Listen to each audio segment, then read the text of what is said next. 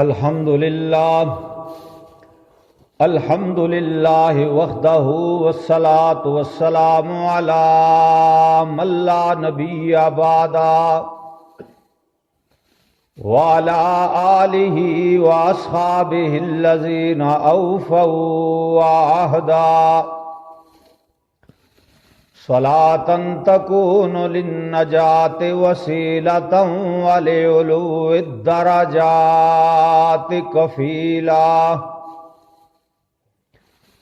اما بعد فاعوذ باللہ من الشیطان الرجیم بسم اللہ الرحمن الرحیم لقد كان لكم في رسول الله أسوة حسنة وقال الله تبارك وتعالى في مقام آخر يا أيها الذين آمنوا ادخلوا في السلم كافة آمنت باللہ صدق اللہ مولانا العظیم وصدق رسولہ النبی الأمی الکریم ونحن علی ذلک لمن الشاہدین والشاکرین والحمد للہ رب العالمین۔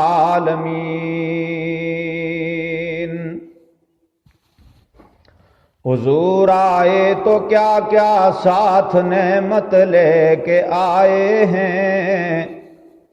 حضور آئے تو کیا کیا ساتھ نعمت لے کے آئے ہیں، اخوت علم و حکمت آدمیت لے کے آئے ہیں۔ کوئی صدیق سے پوچھے صداقت کن سے حاصل کی، عمر ہیں ان کے شاہد وہ عدالت لے کے آئے ہیں۔ کہا عثمان نے میری سخاوت ان کا صدقہ ہے،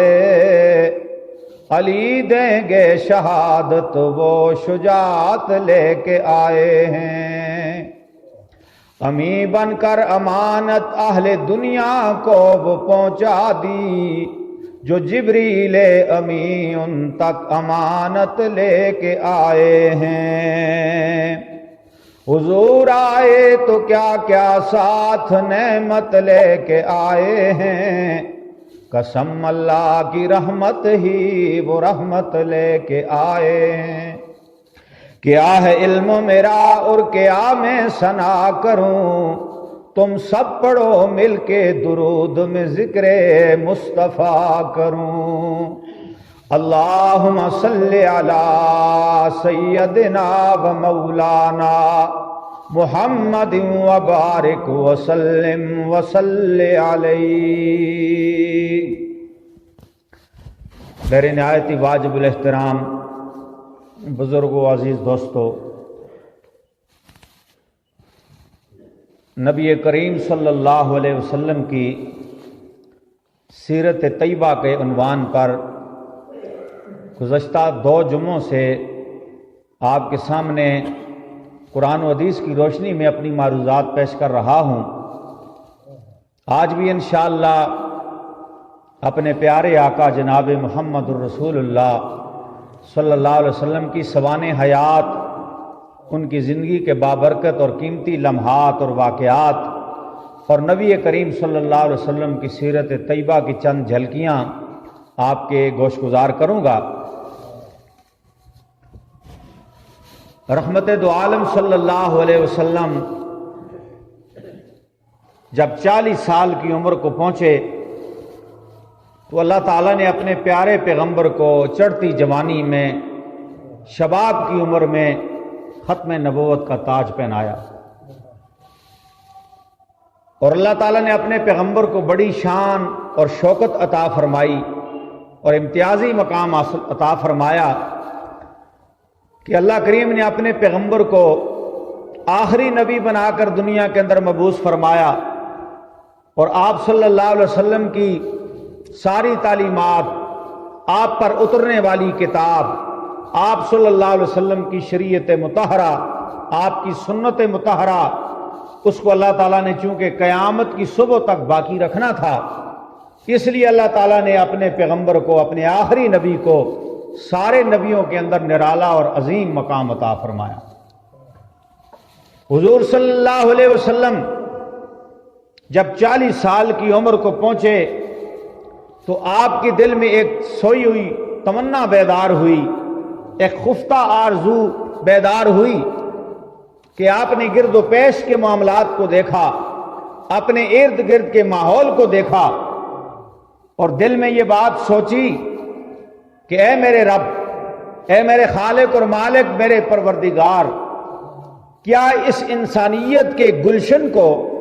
اس چمنستان کو تو نے اس لیے بنایا تھا، اس لیے آباد کیا تھا کہ یہاں خانہ کعبہ کے اندر بت پرستی ہو، گناہ ہو، عورتیں اور مرد ننگے ہو کر خانہ کعبہ کا طواف کریں، شراب کے نشے میں مست ہو کر میلے منائیں اور بچیوں کو زندہ دفن کریں اور جوا کھیلیں نوجوان اور ماں باپ کی بے ادبی کریں اور معاشرے کے اندر قتل و غارت گری ہو، بدامنی اور فساد ہو۔ اور نبی کریم صلی اللہ علیہ وسلم کی یہ مثبت سوچ تھی، یہ پیغمبرانہ سوچ تھی، یہ مدبرانہ اور عظیم سوچ تھی۔ آپ صلی اللہ علیہ وسلم کے ما سوا پورا عرب جہالت کے اندر ڈوبا ہوا تھا، کفر و شرک میں ڈوبا ہوا تھا، ظلم کے اندر ان کی زندگی گزر رہی تھی۔ حتیٰ کہ تاریخ دانوں نے یہ لکھا ہے کہ عربوں کے جو آلات زندگی تھے وہ اس قدر بربریت کا شکار ہو چکے تھے کہ روئے زمین کی کوئی برائی ایسی نہ تھی جو اس عرب سماج کے اندر، معاشرے کے اندر نہ پائی جاتی ہو۔ یعنی تمام برائیوں، تمام گناہوں کا مجموعہ تھا وہ عرب کا معاشرہ۔ اس معاشرے کے حالات کا تقاضا دیکھ کر اللہ فرماتا ہے کہ میرا غضب جوش میں آتا تو میں چشم زدن میں، آنکھ کے جھپکنے میں اس پوری قوم کو، پورے عرب کو، عجم کو میں تباہ و برباد کر دیتا، مٹا دیتا۔ لیکن میں نے مٹانے کے بجائے، انہیں ختم کرنے کے بجائے میری رحمت کا دریا جوش میں آ گیا، تو میں نے انسانوں کے جملہ بیماریوں کے علاج کے لیے اس امت کے مسیحا جناب محمد الرسول اللہ صلی اللہ علیہ وسلم کو میں نے قرآن کریم جیسا عظیم نسخہ کیمیات دے کر دنیا میں بھیجا۔ آپ صلی اللہ علیہ وسلم 40 سال کی عمر میں غار حرا کے اندر تشریف لے گئے اور میرے آقا نے کئی مہینوں تک وہاں ایک چلہ کاٹا۔ غار سور کی خلوتوں میں، تنہائیوں میں آپ بیٹھے اور کبھی کبھی آپ رو بھی جایا کرتے تھے مکہ والوں کو، عربیوں کو اور ان کے حالات کو دیکھ کر، ان کے اعمال اور کردار کو دیکھ کر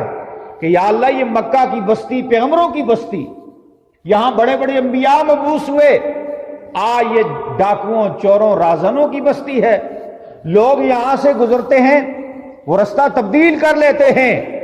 کہ یہ مکہ والے بڑے ظالم ہیں، ڈاکو ہیں اور لوٹ لیتے ہیں قافلوں کو۔ وہ بڑے دور سے ہو کے گزرتے تھے کہ کہیں مکہ والے ہمارا راستہ نہ روک لیں۔ تو اس حال میں رسول اللہ صلی اللہ علیہ وسلم کے قلب اطہر پر، آپ کے دل و دماغ پہ بڑا گہرا اثر تھا، اور آقا علیہ الصلوۃ والسلام اس بگڑے ہوئے، بھٹکے ہوئے انسانیت کے اس گلشن کو ٹھیک کرنا چاہتے تھے۔ فرمایا، اے اللہ، یہ تیرے پھول ہیں، یہ تیرے چمنستان کے لگائے ہوئے، تیرے مہکائے ہوئے گلشن کے پھول ہیں، اور ان کو انسان کہا جاتا ہے، اولاد آدم کہا جاتا ہے۔ ان کو تو نے مسجود ملائک بنایا ہے، مخدوم خلائق بنایا ہے، اور ان کو تو نے اپنی خلافت کا تاج عطا کیا ہے۔ یا اللہ، کسی مخلوق کو اتنی بزرگی نہیں ملی، کسی مخلوق کو اتنی شرافت نہیں ملی، کسی مخلوق کو اتنی عظمت نہیں ملی۔ وَلَقَدْ كَرَّمْنَا بَنِي آدم، جتنی عزت اللہ فرماتا ہے میں نے اولاد آدم کو دی، میں نے جتنی عزت انسان کو دی، کسی مخلوق کو بھی اتنی عزت کا حقدار نہیں ٹھہرایا۔ اور حتیٰ کہ اتنا کرم فرما دیا کہ اللہ نے فرمایا، فرشتو میں اپنا خلیفہ بنانے لگا ہوں، تم اپنی رائے پیش کرو۔ فرمایا یا اللہ کون سا خلیفہ؟ ہم جو تیرے خلیفے ہیں، تیرے نائب ہیں، آسمانوں زمینوں پہ ہم تیری تسبیح کرتے ہیں، تجھے پکارتے ہیں، تجھے یاد کرتے ہیں، تیری تسبیح بیان کرتے ہیں۔ فرمایا نہیں، میں انسان کو، حضرت آدم کو اپنا خلیفہ بنا رہا ہوں۔ انہوں نے اعتراض کیا یا اللہ انسان کو پیدا نہ کر، یہ انسان خون ریزی کرے گا، یہ انسان فساد کرے گا، یہ انسان قتل و غارت گری کرے گا، یا اللہ یہ تیرے ساتھ غیر اللہ کو شریک بنائے گا، یا اللہ یہ تیرے پیغمبروں کا مقابلہ کرے گا، یا اللہ یہ تیرے احکامات کی دھجیاں اڑائے گا، یہ تیرے آفاقی قانون آسمانوں سے اتارے گئے کلام اللہ کو جھٹلائے گا، یا اللہ یہ تیرے پیغمبروں کی نافرمانی اور بغاوت پہ یہ قتل و غارت گری اور فساد کی اماجگاہ دنیا کو بنا دے گا، تو یا اللہ انسان کو نہ بنا۔ تو اللہ نے فرمایا انی عالم ما لا تعلمون، میرے نوریو، میرے فرشتوں، جو کچھ میں جانتا ہوں تم نہیں جانتے ہو۔ اللہ نے علم کی بنیاد پر، میرے عزیز دوستو، علم کی بنیاد پر اللہ نے انسان کو فضیلت عطا فرمائی، عقل کی بنیاد پر اس کو فضیلت عطا فرمائی، اور اللہ نے اپنا خلیفہ بنا ڈالا، خلافت کا تاج دے دیا، اور فرمایا سارے نوری سجدہ کرو، اس کو سجدہ تعظیمی کرو، اور یہ پہلا سجدہ ہے، آخری سجدہ ہے۔ اب قیامت کے آنے تک میرے در کے سوا کوئی کسی اور کو سجدہ نہیں کر سکے گا۔ یہ انسان کو تعظیمی سجدہ کرایا گیا، اور شیطان نے، ابلیس نے انکار کیا، کہا مجھے تو نے آگ سے بنایا، یا اللہ میرے شعلے بڑے خوبصورت ہیں، وہ اوپر کی طرف اٹھتے ہیں، ان کا رنگ بڑا حسین ہے،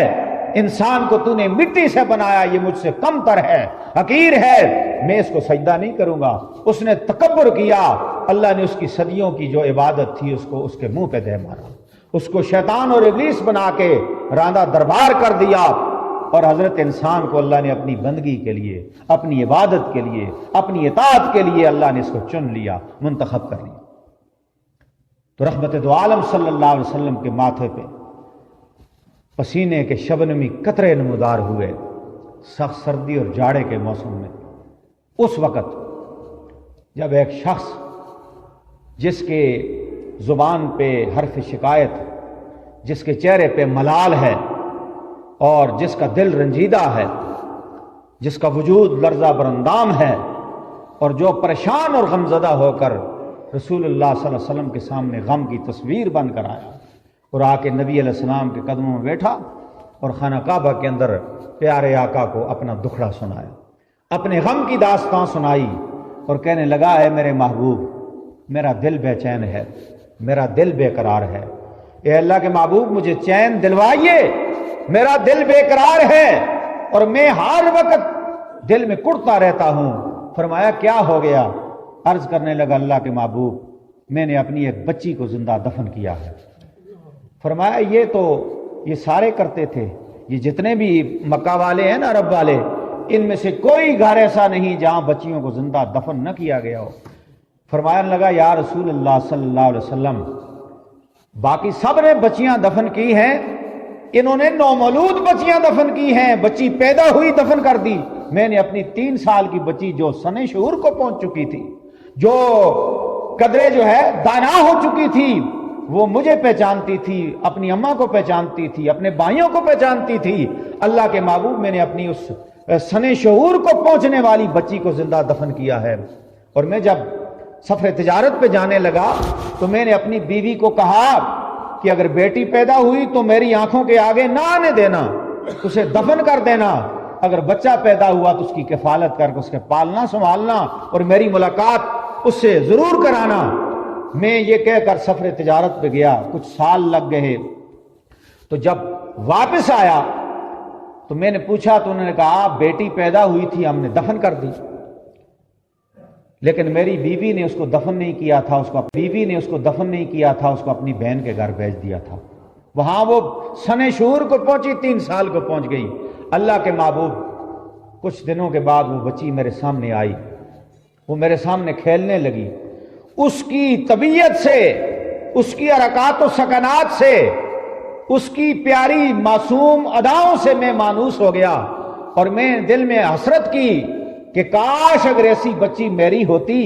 تو میں بھی آج اس بچی سے کھیلتا اور محبت کرتا۔ تو میری بیوی نے کہا، سمجھا کہ اب اس کے اندر انسانیت بیدار ہو چکی ہے، اس کے اندر بچیوں کی محبت پیدا ہو چکی ہے، یہ انسان بن کے آ گیا ہے۔ تو میری بیوی نے راز اگل دیا اور مجھے کہا، اگر تجھے اس بچی سے اتنی محبت ہے تو یہ تیری ہی بچی ہے، جس کو میں نے بڑی مشکل سے پالا اور سنبھالا اور آج اس حال تک پہنچایا، یہ میری بہن کے گھر میں پلی ہے۔ وہ صحابی کہنے لگا، اللہ کے محبوب، بس یہ بات میری اہلیہ نے کہی مجھ سے تو میرے دل کے اندر وحشت کی آگ جاگ اٹھی اور شعلے مارنے لگی، اور غیرت کا وہ غلط صبر میرے دماغ میں اتر آیا۔ میں نے فیصلہ کر لیا کہ آج شام کا سورج غروب ہونے سے پہلے پہلے میں اس بچی کی زندگی کا سورج بھی غروب کر دوں۔ اور میں نے کدال لی، نظریں بچا کر اپنی بچی کی انگلی پکڑی، جنگل میں چلا گیا، بچی کو سائے پہ بٹھایا، گڑھا کھودا اور گڑھا کھودتا رہا، تنہا تھا، گرمی کا موسم تھا۔ جب میں گڑھا کھود رہا تھا تو مٹی میرے چہرے پہ پڑی، پسینہ میرے ماتھے سے ٹپکا، تو وہ میری بچی اٹھی اور میرے پاس آئی اور مجھے کہنے لگی، میرے ابا یہ مٹی، یہ گڑھا کس لیے کھود رہے ہو اتنی دھوپ اور گرمی میں؟ پھر اس نے اپنی چادر اور دوپٹے سے میرے ماتھے کے پسینے کو صاف کیا، میرے گرد و غبار کو صاف کیا۔ اللہ کے محبوب، پھر جب اس نے مجھ سے پوچھا یہ گڑھا کس لیے کھودتے ہو تو میں نے جواب دیا، تجھے یہاں دفن کرنے کے لیے۔ یہ غیر متوقع، غیر انسانی جواب سن کر اس بچی نے کہا کہ میرے والد محترم، مجھ سے کیا قصور ہو گیا، کیا خطا ہو گئی، کیا غلطی ہو گئی کہ آپ میری زندگی کا چراغ بجھانے پہ تل گئے ہیں؟ میں نے اس کی اپیل کو قبول نہ کیا۔ اس نے آخر کار مجھ سے یہ کہا کہ میں ساری زندگی تیرے در پہ نہیں آؤں گی، بھیک مانگ لوں گی، مجھے زندگی کا حق دے دے۔ میرے ابا کچھ تو رحم کر۔ فرمایا جب گڑھا تیار ہو گیا اللہ کے محبوب، تو میں نے اس کو گردن سے پکڑا اور اس گڑھے میں ڈالا، وہ تڑپتی رہی، میں مٹی ڈالتا رہا۔ آخر کار اس نے چیخ مار کے کہا کہ میرے ابا رحم کر، تو میرا باپ ہے، میرا والد ہے، اور میں معصوم عن الخطا ہوں، میرا کوئی جرم اور قصور نہیں، ساری زندگی تیری نگاہوں کے آگے نہیں آؤں گی، میرے ابا مجھے زندگی کا حق دے دے۔ فرمایا اللہ کے رسول، میں نے اس کی اپیل منظور نہ کی۔ تو صحابی فرماتے ہیں میں یہ واقعہ جب بیان کر رہا تھا تو رسول اللہ صلی اللہ علیہ وسلم کی آنکھوں میں آنسو تیر رہے تھے، حضور بھی رو رہے تھے، اور فرمایا اے اللہ کے محبوب، مجھے دکھ اس بات پہ ہے کہ جو بچی نے مجھ سے اپیل کی تھی گڑھے میں دفن ہوتے ہوئے، وہ الفاظ آج بھی میرے کلیجے کو ٹکڑے ٹکڑے کر رہے ہیں۔ تو اللہ کے محبوب، مجھے چین نہیں آ رہا، سکون نہیں آ رہا، مجھے چین دلوائیے اور مجھے بتائیے میری قبر اور قیامت کا کیا ہوگا، حشر کے میدان میں میرا کیا ہوگا، جب اللہ کی عدالت میں جاؤں گا تو میرا کیا حال ہوگا، کیا میری نجات ہوگی، کیا مجھے حوض کوثر ملے گا، کیا آپ میری شفاعت کریں گے، کیا اللہ مجھ پہ نگاہ کرم قیامت کو ڈالے گا؟ حضور نے فرمایا قصور تو باقیوں نے بھی کیا ہے، لیکن جو تو نے کیا ہے یہ ناقابل برداشت ہے، یہ ناقابل برداشت ہے۔ قیامت کو وہ بچیاں اپنے ظالم باپوں کو نہیں پہچان سکیں گی جو نومولود چند گھنٹوں کی دفن ہو گئیں، یہ بچی تجھے میدان حشر میں پہچانے گی اور تیرا گریبان پکڑ لے گی۔ وَإِذَا الْمَوْءُودَةُ سُئِلَتْ بِأَيِّ ذَنبٍ قُتِلَتْ، قرآن کہہ رہا ہے۔ تو فرمایا یا اللہ، اس بھٹکی انسانیت کو میں کس طریقے سے راہ راست پہ لاؤں؟ یا اللہ، جہاں جاتا ہوں آگے نوجوان شراب کے نشے میں ہیں، جہاں جاتا ہوں آگے جوا کھیلا جا رہا ہے، یا اللہ جس گلی سے گزرتا ہوں وہاں لان تان ہے اور قتل و غارت گری ہے، انتقام ہے، بدلہ ہے اور بدامنی کی آگ لگی ہوئی ہے۔ یا اللہ ایک تیرا گھر بچا تھا خانہ کعبہ شریف، اس میں جاتا ہوں تو 313 مجھے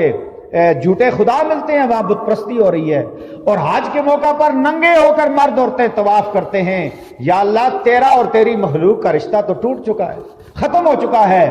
اور اس بگڑی ہوئی انسانیت کو یا اللہ میں اکیلا و یکا و تنہا کیسے صراط مستقیم پہ لاؤں؟ فرمایا میرے محبوب فکر نہ کر،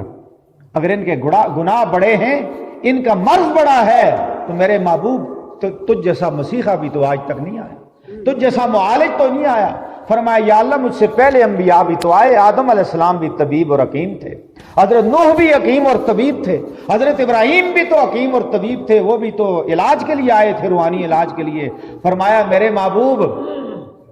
تو بھی حکیم اور طبیب ہے، وہ بھی حکیم اور طبیب تھے۔ وہ ایسے حکیم اور طبیب تھے کہ ان کے جانے کے بعد کسی اور طبیب کی ضرورت پڑ جاتی تھی۔ میرے مصطفیٰ کریم تو ایسا طبیب اور حکیم ہے کہ تیرے جانے کے بعد قیامت تک کسی اور طبیب کی ضرورت نہیں پڑے گی۔ جو علاج تو کر کے جائے گا، جو نسخہ کیمیا قرآن دے کے جائے گا، میرے محبوب پھر کسی کو اور نسخے کی ضرورت نہیں ہوگی۔ تو نبی علیہ السلام غار ثور میں جب روئے، غار حرا میں جب روئے، تو غار حرا کی خلوتوں میں یکا یک پھر جبرائیل علیہ السلام آئے، نمودار ہوئے۔ آج حضور علیہ السلام سے ملاقات ہوئی اور اللہ کے نبی کو قرآن کا تحفہ دیا۔ فرمایا میرے محبوب قیامت تک آنے والی تیری امت کے غموں کا مداوا، دکھوں کا مداوا، بیماریوں کا مداوا، مسائل کا حل قرآن پاک کے اندر ہے، تیری سنت میں ہے اور قرآن کی ان پاروں میں ہے۔ فرمایا کیوں کھوئے ہو الجھے ہو چاند اور تاروں میں، کیوں کھوئے ہو الجھے ہو چاند اور تاروں میں، چلو ڈھونڈو آقا کو قرآن کے پاروں میں۔ آج بھی حضور علیہ السلام کی 63 سالہ زندگی کو اگر آپ دیکھنا چاہتے ہیں تو قرآن کو کھول لیں، الف لام میم سے لے کر والناس تک قرآن کے 30 پاروں میں اللہ کا قانون بھی موجود ہے، میرے مصطفیٰ کی زندگی بھی محفوظ ہے۔ حضور علیہ السلام اس دور میں، اس زمانے میں اس بھٹکی ہوئی انسانیت کو ٹھیک کرنے کے لیے تشریف لائے، ان بگڑے ہوئے انسانوں کے علاج کے لیے تشریف لائے کہ عبد و معبود میں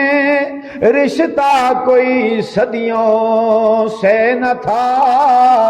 550 سال کا عرصہ گزر گیا، 5 صدیاں گزر گئیں، حضرت عیسیٰ علیہ السلام کے بعد کوئی نبی درمیان میں نہیں آیا، نبوت کا سلسلہ بند ہو گیا، رک گیا۔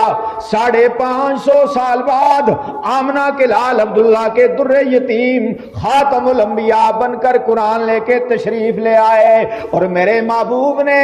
مکے کے اندر قرآن کھول کے سنایا، خانہ کعبہ کے محراب میں قرآن پڑھ کے سنایا۔ آپ نے در و دیوار کے ساتھ کھڑے ہو کے لوگوں کو قرآن کی دعوت دے کے سمجھایا۔ میرے مصطفیٰ نے گلیوں میں کھڑے ہو کے اللہ کا کلمہ لوگوں کو پڑھ کے سنایا۔ حضور علیہ السلام کی اس تھوڑی سی محنت نے نہ صرف عرب میں بلکہ عجم میں اسلامی انقلاب برپا کر دیا۔ اتر کر حرا سے سوئے قوم آیا اور ایک نسخہ کیمیا ساتھ لایا، وہ بجلی کا کڑکا تھا یا صوت ہادی، عرب کی زمین جس نے ساری ہلا دی۔ میرے محبوب قرآن لے کر آئے، فرمایا میرے مصطفیٰ، میرے محبوب قرآن پڑھنا تیرا کام، میرا قرآن بیان کرنا تیرا کام، ان بھٹکے ہوئے بگڑے ہوئے عرب کے بدوؤں کو ٹھیک کرنا، مسلمان بنانا، صحابی رسول بنانا، یہ میرا کام ہے۔ دل میرے قبضے میں ہے، دل میرے اختیار میں ہے، میں جب چاہوں گا ان بگڑے ہوئے انسانوں کے دلوں کو ٹھیک کر دوں گا۔ حضور علیہ السلام ذریعہ لگے، آپ صلی اللہ علیہ وسلم کے صدقے میں، حضور کی تعلیمات کے طفیل اور قرآن مجید کی برکت سے میرے آقا نے پوری دنیا میں اسلامی انقلاب برپا کر دیا۔ وہ بگڑے ہوئے، وہ جو مشرک تھے وہ مواحد بن گئے، وہ جو ظالم تھے وہ عادل بن گئے، وہ جو چور اور ڈکیت تھے، رازان تھے، وہ پاسبان راہ بن گئے، اور وہ جو شرک کے دائی تھے آج حضور کی اللہ کی توحید پہ، حضور کی سنت پہ اپنی گردنیں کٹا رہے ہیں۔ نبی کریم صلی اللہ علیہ وسلم نے اس قرآن کے ذریعے سے انسانوں کو ٹھیک کیا، اور آج بھی اللہ کے نبی کا پیغام آپ کے لیے یہی ہے۔ اس معاشرے سے اگر آپ برائیوں کو ختم کرنا چاہتے ہو، اس معاشرے کے اندر اگر عدل کا نظام لانا چاہتے ہو، اس معاشرے کے اندر اگر تم امن لانا چاہتے ہو، محبت بانٹنا چاہتے ہو، یہاں تم اعتدال لانا چاہتے ہو، تو قرآن کا نظام لے آؤ۔ قرآن نے جو دعوت دی ہے، قرآن نے جو فکر دی ہے، اور قرآن کریم نے جو پیغام دیا ہے، وہ آفاقی پیغام رسول اللہ تمہیں دے کر دنیا سے پردہ فرما گئے ہیں۔ آج ضرورت اس امر کی ہے کہ اس پیغام کو زندہ کیا جائے، اس پیغام کو دنیا میں عام کیا جائے۔ عبد و معبود میں رشتہ کوئی صدیوں سے نہ تھا، ایسے بچھڑوں کو ملانے کے لیے آ پائے، ایسے بچھڑوں کو ملانے کے لیے آ پائے۔ حضور علیہ الصلوۃ والسلام نے آ کر سب کے حقوق متعین کر دیے، مقرر کر دیے، بتا دیے۔ حضور علیہ الصلوۃ والسلام نے بچیوں کو زندگی کا حق دے دیا، ماں کے قدموں میں جنت رکھ دی، باپ کو جنت کا دروازہ بنا دیا، بھائی کو بھائی سے جوڑ کے پیغام دے دیا کہ انما المؤمنون اخوہ، بے شک ایمان والے بھائی بھائی ہیں۔ اور دوسرا پیغام دیا کونوا عباد اللہ اخوانا، اللہ کے بندو اپنے اختلافات ختم کر کے آپس میں بھائی بھائی بن جاؤ۔ یہ پیغام حضور کے دو پیغام ہیں، یہ امن کے پیغام ہیں، بے شک ایمان والے بھائی بھائی ہیں، اور کونوا عباد اللہ اخوانا، اللہ کے بندو آپس میں بھائی بھائی بن جاؤ، اختلافات ختم کر دو، یہ دوریاں، یہ نفرتیں ختم کر دو۔ یہ اسلام والوں کے ساتھ، آل اسلام کے ساتھ، حضور کے پیروکاروں کے ساتھ یہ بات زیب نہیں دیتی، ان کے دل میں کجی اور ٹڑائی ہو، ان کے دل سخت ہوں، دماغوں میں فتور ہو۔ فرمایا مسلمان نرم دل ہوتا ہے، مسلمان نرم خو ہوتا ہے، مسلمان خوش اخلاق ہوتا ہے، مسلمان با اخلاق ہوتا ہے، با کردار ہوتا ہے۔ مسلمان کی صورت بھی حسین، مسلمان کی سیرت بھی حسین، اور حسن صورت عارضی ہے، حسن سیرت مستقل۔ یہ جو حسن سیرت ہے نا، یہ ہمیں رسول اللہ کے ذریعے سے ہمیں تحفے میں ملا۔ ہمارے نبی کی سیرت بھی حسین تھی، ہمارے نبی کا چہرہ بھی حسین تھا۔ اس لیے مسلمانوں اپنے چہروں کو سنت رسول سے مزین کرو، تمہارے چہرے بھی حسین ہو جائیں گے، اور اپنے اعمال کو، اپنے کردار کو نبی پاک صلی اللہ علیہ وسلم کی سنت سے اپنے کردار کو بھی حسین بنا دو۔ واخر دعوانا الحمدللہ۔